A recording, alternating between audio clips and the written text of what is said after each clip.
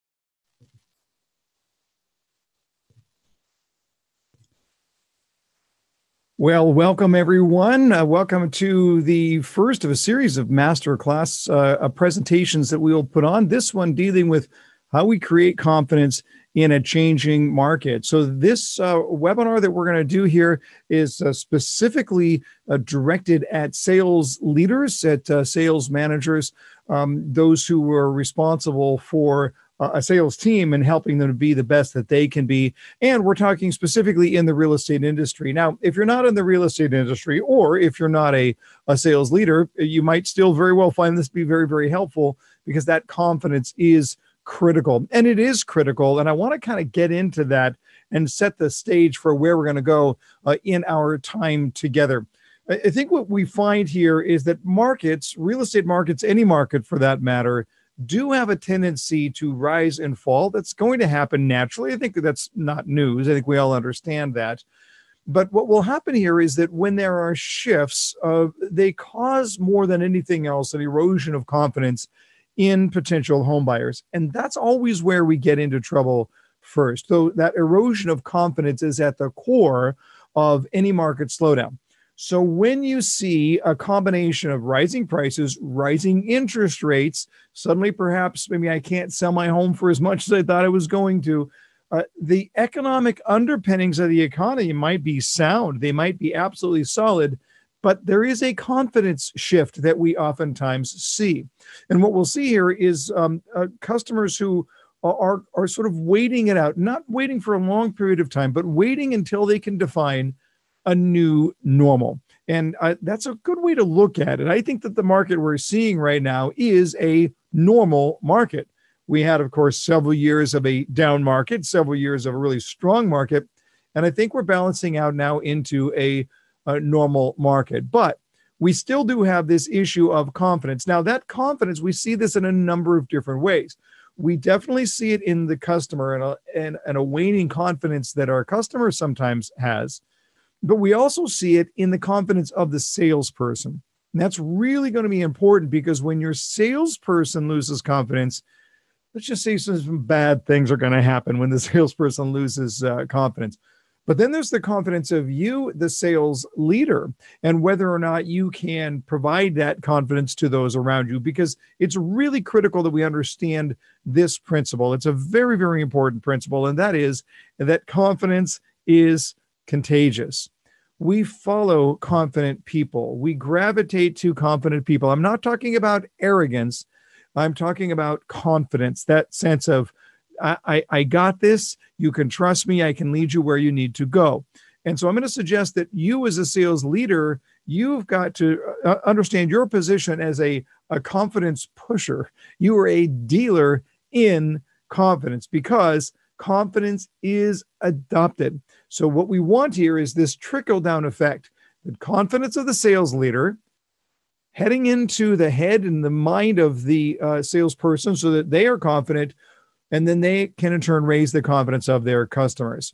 So we want to make sure that we've got our belief right, our belief in the market, our belief in what we do, our belief in how we change people's lives, but then also that we have a mastery in the way that we are selling, especially in this changing market.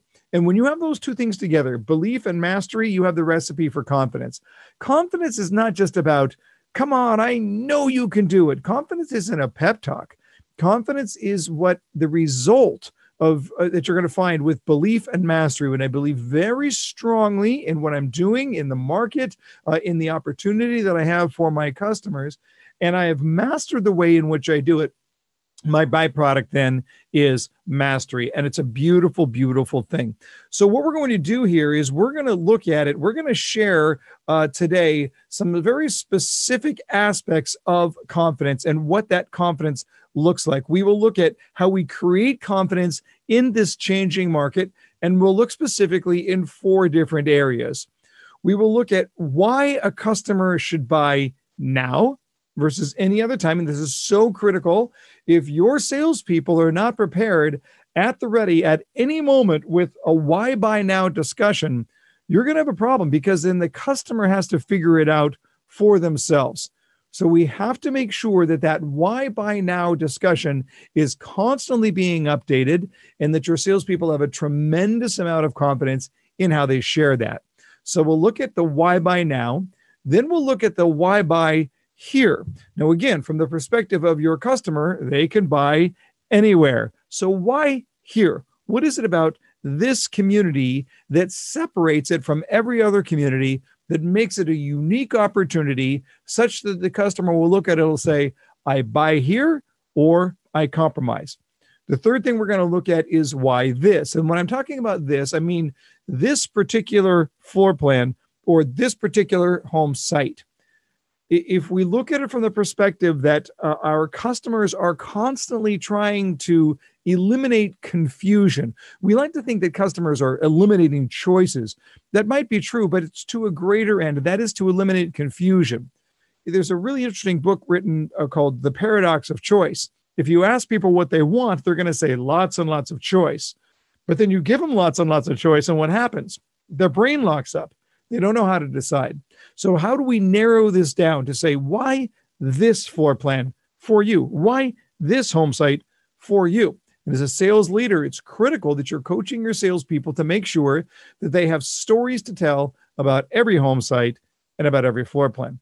And then there's one other question that your salespeople need to be able to answer. And the question is, why me?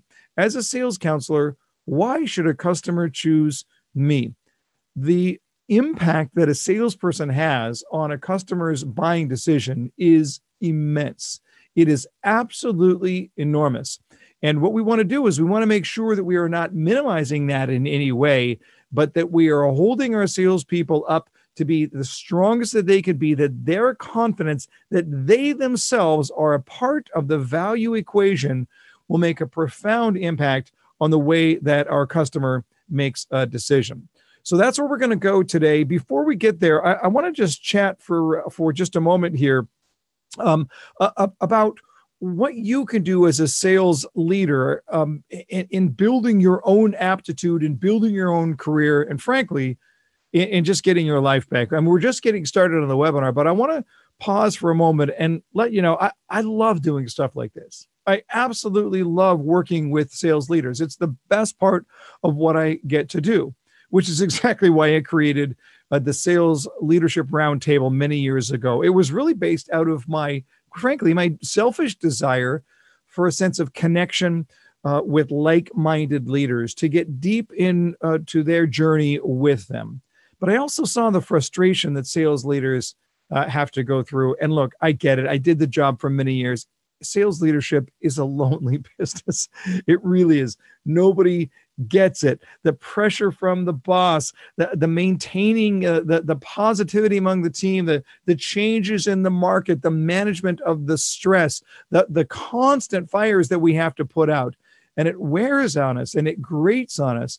And I started the Sales Leadership Roundtable because I wanted managers to be able to get their life back, to have some sense of focusing on what really, really matters, and to bring confidence and clarity into the job. Now, very briefly, and I'll explain more about this later on, but very briefly, the Sales Leadership Roundtable is made up of a number of core components. First of all, it's a full 1-year program. So you and I would work closely together over the course of the entire year. Now, that's rooted in live one-on-one mastermind sessions. So we get together once per quarter in a different city around the United States. A little bit later on, I'll talk about where those destination cities are for the upcoming year. Then there are weekly calls for the purposes of sharing victories, of sharing best practices, and accountability to make sure that you are staying on track over the course of the entire year. There are monthly videos and exclusive podcasts that I record just for Roundtable members. There is an entire toolkit, business tools that will help you with virtually every aspect of what it is that you need to do, whether it's business goals and planning, coaching tools, you name it. It's an entire toolkit that you'll have access to. And then finally, direct access to me by email, by phone. I will be your personal coach over the course of the entire year. So if you think that a support system like the Roundtable might be what you're looking for heading into the new year, I'm just going to ask you to scroll down just below this video and book a free consultation with one of our team members. There's no pressure. We're just going to answer all your questions and help you discover if the Roundtable is right for you at this time. And I'll talk more about that just a little bit later. It's an absolutely amazing journey that I believe could benefit you tremendously. And I don't want you to miss out on it if that's something that you're thinking that you would like to do. All right. Now, I'm going to dive into the subject matter, but I will tell you, we had a lot of questions in preparation for our time together. So I'm just going to take a question here and there as they come up. My friend Guy Bella says, I'm looking for best practice to keep the team engaged, motivated, and inspired in a retracting market where the customer is in the driver's seat. I would look at it and say that that's a very, very important question. How do we keep the team engaged? Because one of the things that we see, and we actually see this quite a bit, is that when we see a big market shift, then the energy tends to deplete a little bit. As the energy depletes in the form of people coming into the market and saying, please, may I buy your home? If they're not doing that, and we're seeing a lighter traffic flow, then what happens? That lack of energy in the office gets adopted by the sales counselors. They adopt a lower energy in the same way. And this isn't just salespeople. This is human nature. In a strong, vibrant, robust marketplace, what happens? We adopt that energy of high traffic and high energy that people walk through the door with. But in a lower traffic environment, well, just the opposite takes place, right? It's easy to sap that energy. So one of the things that you can do as a manager is to make sure that you are focusing more on the behaviors than on the results, right? In a really strong market, it's like, what do you got working? How many sales you're going to report this week? If we're light on traffic and we're really struggling for that energy, then get the salespeople really focusing in on the right behaviors. Go on a behavior campaign to look at some of those very, very important things, like how are they handling it when a customer says, what are you giving away? What are your incentives? What is the response that you want your sales counselors to have? And now go on a campaign to drill that technique over and over and over again. So the more we can get our salespeople engaged on process improvement, on behavioral improvement, on technique improvement, what it does is that mental engagement in that improvement gives them energy. And then that energy carries into the next conversation when a customer comes through the door. Otherwise, what happens? If I'm not doing anything to grow myself and I haven't seen anybody in 6 hours or maybe even a couple of days, now when the customer pulls up, you would think I've got all this reservoir of energy. That's not true. What really happens is that you've adopted the quiet and now your spirit is sunk. But when you're practicing, when you are working on your skills, it has that extra effect of making sure that they are fully engaged. So think about it along that perspective. All right. Now, as I mentioned to you, we're going to look at this and we're going to try and see how do we look at a number of things here. We're going to look at why should somebody buy now? Why should somebody buy here? Why should somebody buy this? And why should somebody buy from me? And it starts with the question of why now? What we're talking about is how your salespeople deal with delay objections. When somebody says, I'm just looking. When somebody says, I want to think about it. When somebody says, I might buy now, I might buy 6 months from now, I'm not really sure. And the first question that I want to ask is, do your salespeople know how to handle that objection? The second question I want to ask, are you sure? Do you know? Have you seen it? Now, this is a common issue where sales leaders might share at a sales meeting, everybody, this is what I want you to say. But there's oftentimes a lack of accountability and coaching and support for them to determine whether they're saying it right, which is very much like a football coach in a meeting saying to a receiver, this is how I want you to run the route, but never actually working with them on the field in practice, watching them do it, and then sitting at home during the game and just doing nothing more than reading the stats in the paper the next day. That's not good coaching. Good coaching has a part of all of that. It begins with the instruction, but it carries through into active practice and then active observation. So oftentimes managers get into the bad habit of sharing something at a sales meeting, thinking that they're going to get behavioral change. And it's just not the way that it works. So when it comes to the question of why now, how strong is your salesperson's response to that question? Can your salesperson without pause, without hesitation, provide very, very strong reasons as to why someone should buy today. Now, I want to make a couple of suggestions here for you. First of all, this should be a group discussion between you and your sales team so that there is a best practice sharing. I'm not going to sit here and tell you right now, these are the 3 reasons why somebody should buy today. And the reason I'm not going to do that is because I don't know your situation.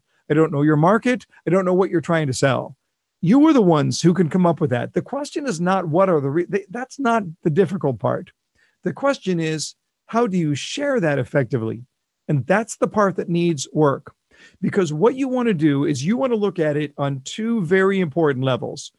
You want to look at the content of the market, of the message. That is, what are they going to say? What are the very specific points as to why someone should purchase today? But you also want to look at the context. That is, how is this message being delivered? This is very, very important because in many ways, the context is more important than the content. The context shares energy. The context shares believability. The context shares persuasion. So it's not enough that a salesperson can send you an email saying, these are the 3 reasons why I think somebody should purchase today. It's every bit as important that you can see the salesperson doing it in context. Otherwise, it's like the receiver saying, Coach, let me explain to you how I'm going to run the route. That's not the way it works. The receiver has to run the route. And it's the same thing here. If I'm a piano teacher, I don't want my student to explain how they're going to play. I want to observe them playing so that I can coach them. So what you want to do is look at the urgency presentation blueprint that we shared with you. And you want to make sure that you can look at that top section of the urgency presentation blueprint that answers the question, why now? And you can see a suggested language in that speaks to the idea of, well, this is actually a really, really good time to buy. I give you 3 reasons why now is the right time. So now you can go ahead and layer in what those 3 reasons are. But what really matters here is not so much what the 3 reasons are. What really matters is that the person can deliver that in a way that is compelling. So if a customer says, I might buy now, I might wait a little bit, and your salesperson responds with, well, I get that. I mean, I understand. It's a personal decision. You're done. You're done. That salesperson has to be able to look at it and say, listen, it's your call, but I got to tell you what, I can give you 3 reasons why it's a very good time to buy right now rather than waiting 6 months from now. Just the sense of confidence that salesperson shares gets adopted by the customer, and it goes a long, long way. So I want to encourage you then to be able to use that with your salespeople, to be able to take them through that process and to be able to make sure that they are prepared to be able to deliver that. And you have to see them deliver that. It's not enough that they've told you, I've got that down. You have to see that happen. All right. Now we're going to get to the why here, why this, and why me.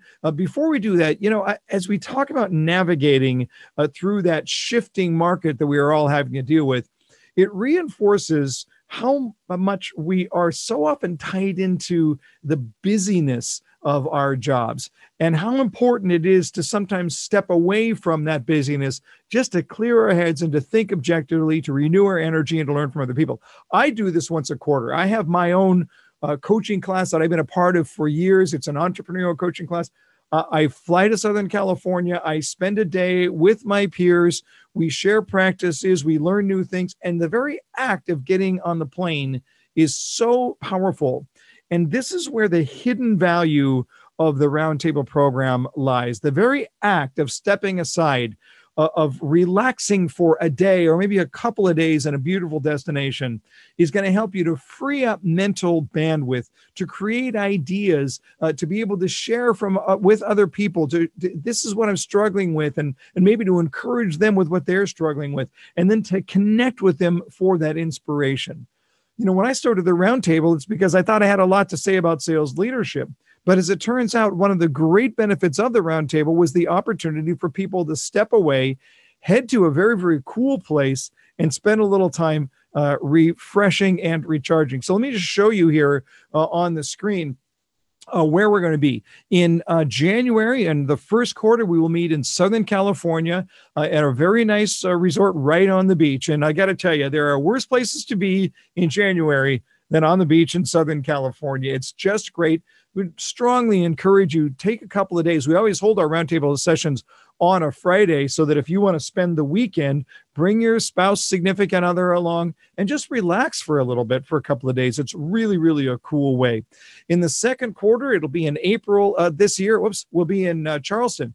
One of my favorite cities in the country, the best walking city, I think, anywhere. The food is amazing. The architecture is incredible.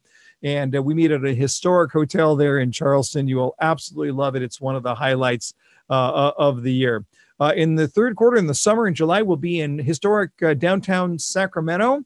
And one of the things that's cool there is that usually that's where people are most likely to bring somebody along, their spouse or their significant. And it's only an hour from Napa. It's an hour and a half from Tahoe. It's 2 hours from San Francisco. So it's a great place to spend the weekend. But that's also the opportunity, because Sacramento is about 35 minutes from where I live. It's the opportunity to have dinner at my house. So Karen and I open up the house. We have a wonderful, wonderful evening of relaxing. Might do a little wine tasting there.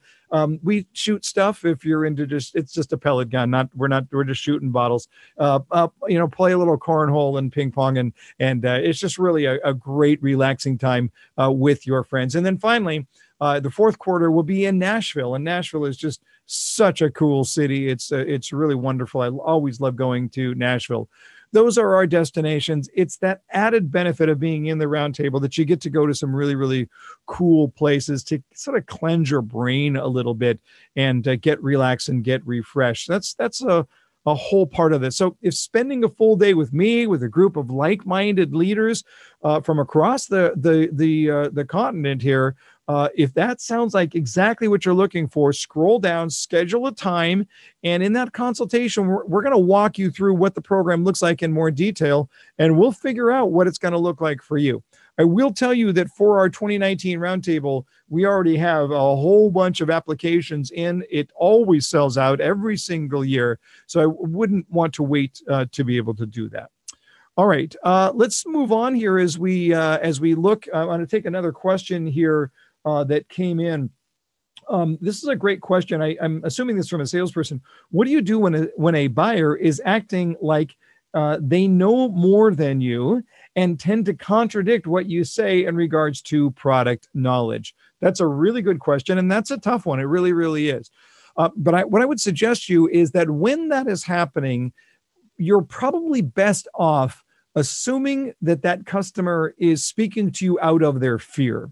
All right. It's very easy for us to look at it and go, well, I shouldn't say us, for me. It's very easy for me to look at that and go, one of those guys. And what am I doing there? I'm making a moral judgment about this person based on his behavior. But remember that when people are afraid or emotional in any kind, it does tend to alter their behavior in some way. So that person who is out there contradicting, trying to tell you that they know more than you, it's usually because they are afraid. And what are they afraid of? They're afraid of being taken advantage of. They're afraid that somebody is going to try and pull something over. And it's probably experience-based, right? They've probably had some experience with the salesperson in the past. It could have been from any experience in their life with any product that they purchased, but they've had some experience with the salesperson who perhaps was less than ethical, or maybe they just thought was less than ethical. So what do we do here? Well, I want to suggest to you that the most important thing that we can do with that person is respect them and to look at it and say, it's a very, very good point. You just let them know you appreciate them sharing. If you have to, though, if you feel like that trust is not there, you might want to look at it at some point and just say, listen, I just want to make sure that I'm very, very clear. There are two things that I'm not going to do. One, I'm not going to share with you anything that is not accurate to the best of my knowledge. And two, I'm not going to pressure you into buying. So I just want to make sure you know I'm here to answer any questions you have, to serve you, and to see if this is the right community. And if it's not, that's fine. So if you have to have that little speech, now this is not something I would want to lead off with every customer, but if you feel like you need to take that effort to break down the barriers of somebody who is otherwise very, very resistant, I think that's okay. The bottom line is, with people who are fearful, you just want to outlast them with kindness. Just be kind. Do not let it get under your skin. If you let it get under your skin, then you're going to be selling from a position of weakness, and that's just never a good place to be. All right, let's go back to our discussion here on our key topic. And we're going to look now at the question of why here. We looked at why now. We're going to look now at why here. Why should somebody buy here? And very specifically, what we're looking at is why should somebody buy at this community? Now, this is a really, really important conversation. And the reason that it's important is because there is a real problem that affects a lot of communities. And the problem is what is called commoditization. So commoditization happens when I see one community as being equal to the next community and the next community after that. So as long as I'm looking at all of those communities and they all have equal value perception, then what's going to happen? I'm going to have to make my decision based on price. That's when this becomes a commodity. And that's a problem because there's always somebody out there who's willing to give away more than you are. This is going to destroy your value. So if we can't get to the point where we understand how to build unique value, that's always going to be a problem. So I want to suggest to you here that the way we do that is to think about the idea of a phrase, of a unique value statement that has two very important words. And the words are the only, as in we are the only community that offers ... If you look at your unique value proposition worksheet, let me just pull it up here on the screen. If you look at your unique value proposition worksheet, this is going to give you the opportunity to say, we are the only community. That's your opening statement. And if somebody wants to rewrite that into your own language, that's fine. We are the only community that offers ... whatever that happens to be. Now, we also understand that you don't have to be the only community in the universe. So we can throw in a qualifying parameter on that to say we are the only community that offers this, this, and this at under $400,000. Or we are the only community that offers single-story living on 6,000 square foot home sites anywhere in the Loudoun County School District, or whatever it's going to be. You want to look at it and say, what would be valuable to my target market? And then try and figure out, what do you offer that nobody else does? Now, this is so critically important. And the reason that it is important is from the perspective of your customer. You see, if you are the only community that offers these things, the only community in their price range, the only community in that area, if you are the only community that offers these things, then what is the message that we are sending? The message we send is buy here or compromise, because this is the only place where you're going to get those things. That's where this becomes really, really valuable. So I want to suggest to you here that sales leaders, every single salesperson at every single community must be able to identify their unique value proposition using this the only technique. Now, you're going to find that that works not just for why this community, but it also works for why this particular home site and then why this particular floor plan. So when we think about it from that side, I can do the same thing. I can look at my home sites and I can say, this is the only home site that offers this, this, and this. So you're going to want your salespeople to go to every single home site and try and figure out in that home site what makes it different than any other home site. I can do the same thing with the floor plan. This is the only floor plan that offers this, this, and this. Go on a brainstorm to figure this out. So what's happening now as we do this, then we're eliminating all other choices. Now, remember what we said earlier, it falls under the category of the paradox of choice. If you ask people what they want, they're going to say that they want an abundance of choice. Then you give them an abundance of choice, and what happens? It clogs up their mind. It confuses the mind. Now, that's a really, really important principle because we need to understand the way the brain works. In the brain of our customers, it's exactly the same thing for us. We have to understand this principle. A confused mind says no. A confused mind says no.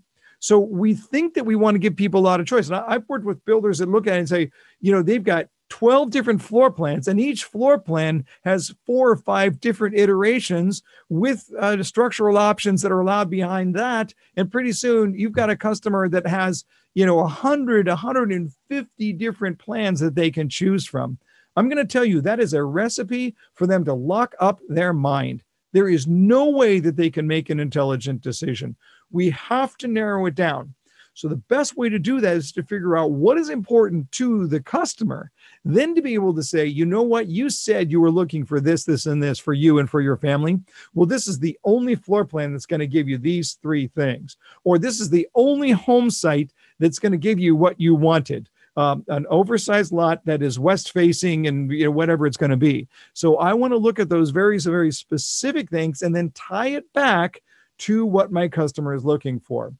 Now, your job, sales leader, is to make sure that your salespeople doesn't only understand that, but is acting on that.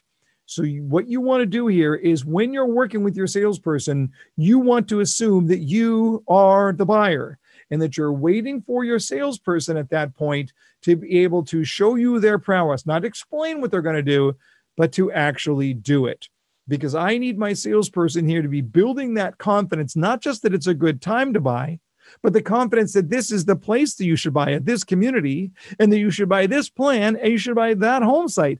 And if I've narrowed all those things down into a sense of uniqueness, then what am I doing for my customer? I'm making it so much easier for them to make a decision. I mean, think about it.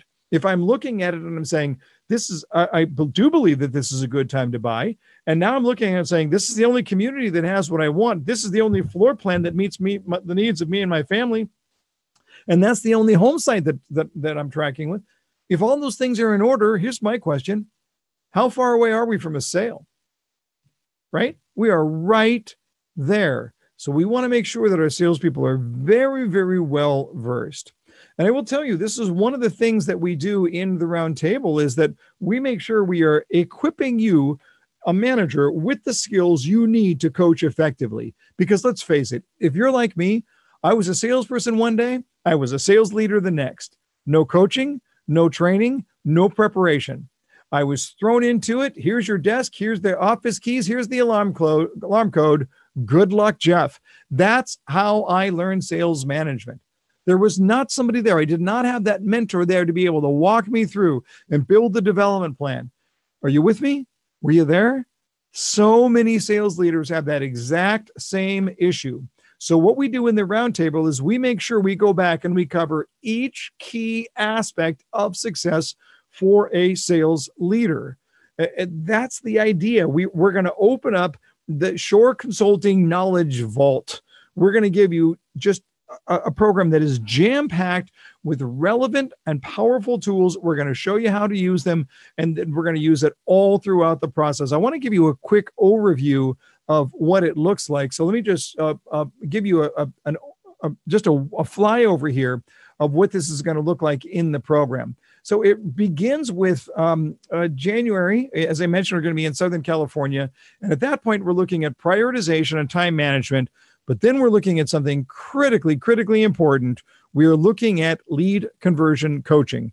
I'm going to tell you right now, we are all about lead conversion. You're going to hear those words over and over again in the program. There is nothing more important that we do with our leaders than to focus them on lead conversion. We'll teach them how to do that using our conversion coaching navigator and setting them up in what we call our lead conversion hour. It's a mind-bending way to look at lead conversion, but you will never see it the same. And your salespeople will love it. Every time we have a sales manager goes through the roundtable and does this, their salespeople absolutely love it. Second quarter, we're working on motivation, not on, yeah. No. What motivates each individual salesperson? How do you figure that out? And then we work on skill development coaching. That's a really critical aspect because so many sales leaders, they don't spend nearly enough time on skill development coaching. Their coaching is how many sales do you got? But it's not how do I roll up my sleeves and work on small but important details of performance improvement. This is a very, very important part of what it is a sales coach can do. And most sales leaders in the roundtable admit that they do not spend a lot of time, but they also admit they're not sure how. We help them with that. We walk through, we make it very, very clear how to do skill development coaching in a way that your salesperson will benefit from it and actually enjoy it.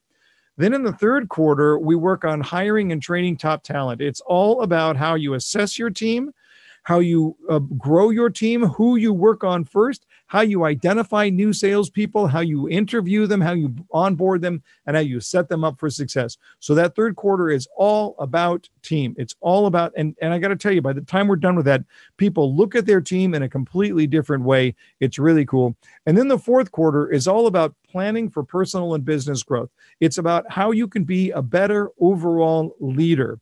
It's about how you set up your sales budget. It's how you manage people around you. It's how you order your life to make sure that you are doing those things that you are supposed to be doing and you know you are supposed to be doing. Now, the first step here towards mastering all of those tools is to hop on the phone. It's simply to hop on the phone and talk to somebody in the sales leadership, talk to somebody about the sales leadership roundtable. You know, we have people at our company who can walk you through that and just figure out, is this right for you? Just scroll down below this video player, schedule that free consultation. We're not going to pressure you, but it's a great opportunity to see if this is a good fit. All right. One other question here that I'm just going to kind of pull at random. Let's see here. How do we create urgency in a neighborhood that has a lot of home sites left and you aren't running a promotion that will expire soon? Boy, that's a really, really good question. How do you create urgency when you don't have a promotion? That's a common question that we're seeing these days, by the way, because what happens here in a changing market is that many builders rush out incentives, they rush out specials, they rush out promotions to try and build urgency. But not everybody does, right? And I'm not suggesting that everybody should. I want to suggest that the most important thing you can do as a sales leader or as a salesperson is to make sure that the urgency is based on the right things. You see, there are two types of urgency: circumstantial urgency and personal urgency. Circumstantial urgency speaks to what I miss out on if I don't move forward today. Okay, that's interest rate increases, price increases, a promotion that goes away, home site availability. Those are all important aspects of circumstantial urgency. But personal urgency speaks to, why is somebody thinking about buying a home in the first place? And that's what really matters. Personal urgency is far more important than circumstantial urgency. So if we look at it this way, if you go back to 2010, okay, tough market, but go outside the home building market, go to the car market. Tough time for selling cars in 2010. But let's suppose, here's the scenario. In 2010, you've got a customer who got in an automobile accident and her car was totaled. And 2 days later, the insurance company called and said, here's a check, go out and get another car.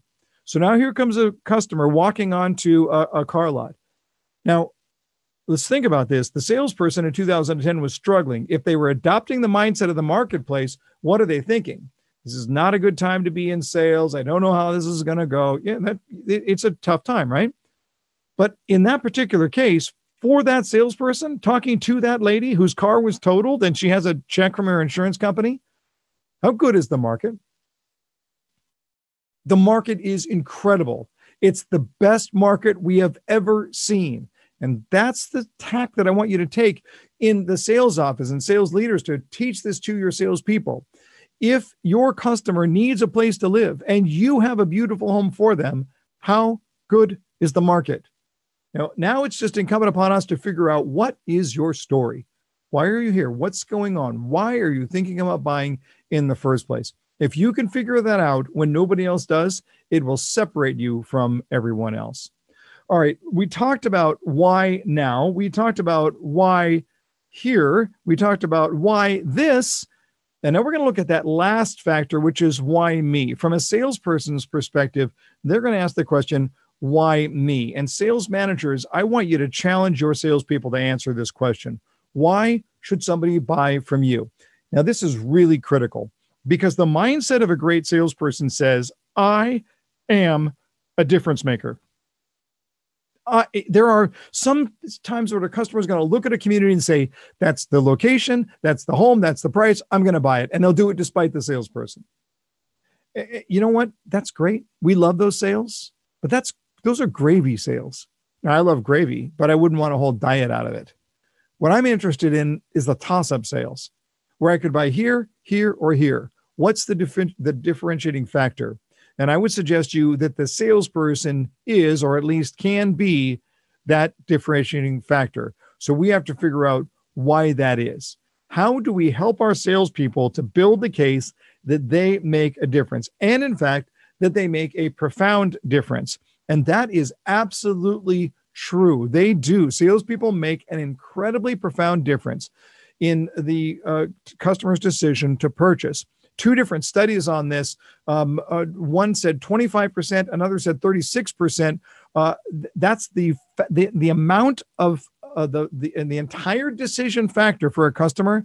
That's how much they attributed to the salesperson alone.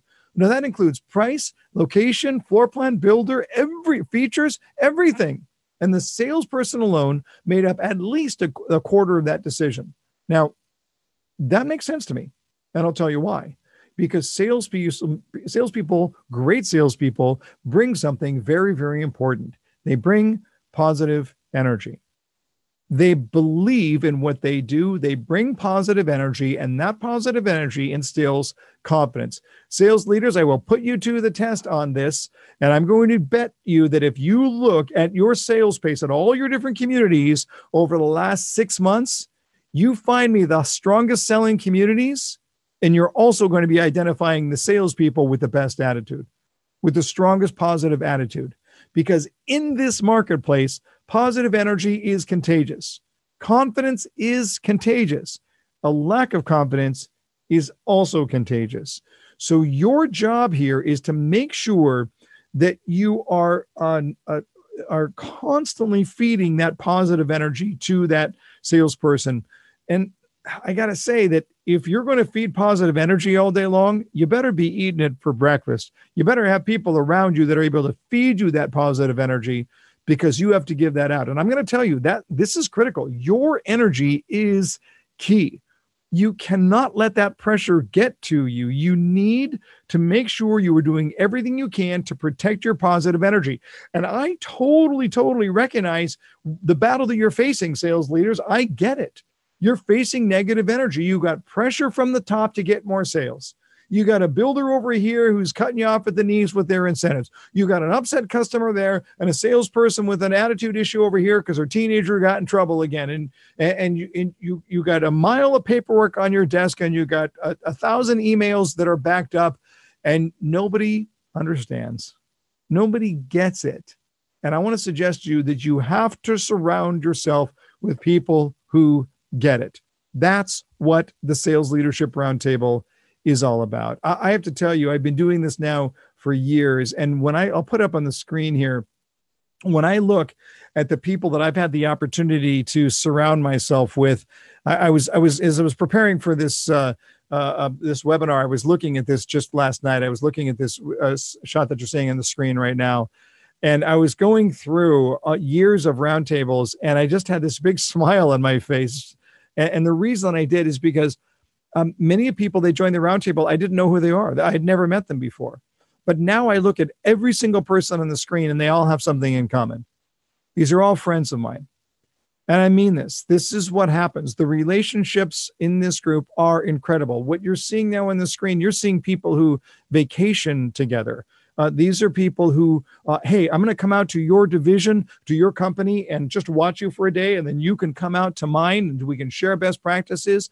There are emails that get sent. Hey, guys, what are you going to do about this? And I need an inspiration for my sales rally on Monday, and how can you help me? And we've constantly got that going back and forth. These people are like this. And by the time we're done, the group hug at the end is not a formality. It's a very, very special time. What you see right now are the faces of sales leaders who have been through the program. I have to tell you, I've been in this business now, in the new home business, for 30 years. I've helped sales leaders completely transform their career and to get their life back. it's time to make the decision. And you need to decide if you want to commit to deal with the same frustrations and setbacks day after day, week after week, year after year, or are you ready to learn a new and smarter and better way to bring some balance back into your life, to bring some sanity back in what it is you do? I want to tell you, it would be a privilege to work with you over the course of the year. It all starts with making a very simple decision, just to hop on the phone with somebody at Shore Consulting to see if this is a good opportunity for you. Just click below for that consultation. You might not get another chance. We're going to be closing applications here very soon. And again, it's a limited size group and they always sell out every year. So I just want to encourage you to do that. Do something that's going to make sure that next year is the best year of the entirety of the remainder of your career. Go on that journey with me. Thank you so much for being a part of our webinar. Go change the world.